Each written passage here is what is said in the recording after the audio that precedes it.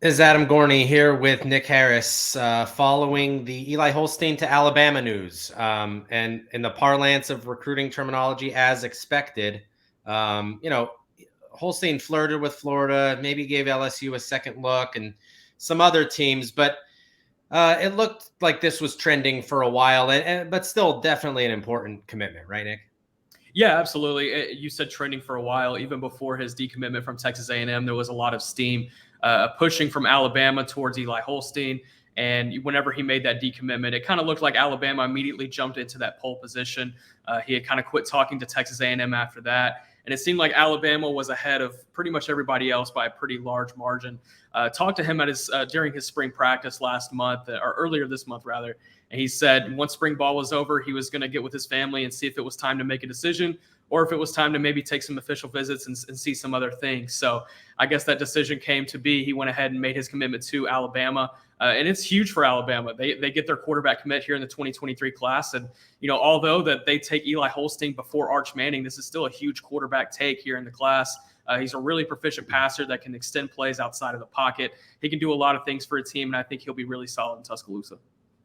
Yeah, and that's the thing. And I was talking to Andrew Bone from our Alabama side about this, and I said, sort of lost in the discussion of this Arch Manning, nonstop talk and all the other five-star quarterbacks in this class and where Dante Moore is going to go, is sitting Eli Holstein, who is phenomenally talented, has true dual threat capabilities.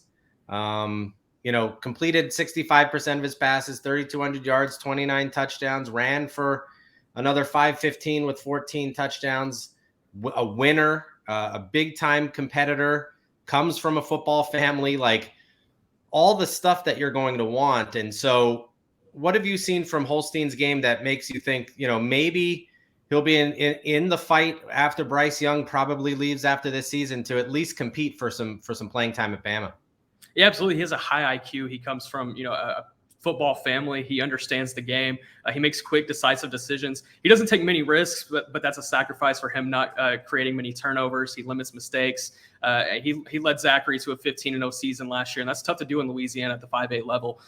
He can really make things happen with his arm. He has he can throw a nice deep ball.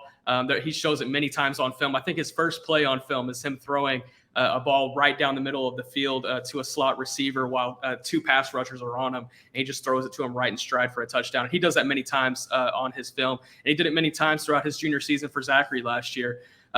Do I think he could compete immediately once Bryce Young leaves? We'll see. I think it's going to be an interesting battle. Jalen Milroe has obviously done fantastic things in Tuscaloosa. They're really high on what he might be able to do once Bryce Young leaves. But I think development under the Bill O'Brien system, I think that's a perfect fit for what Eli Holstein would probably be looking for at the college level. I think it fits what a Bill O'Brien quarterback looks like, and I think he'll have the opportunity to do that maybe once Milroe leaves.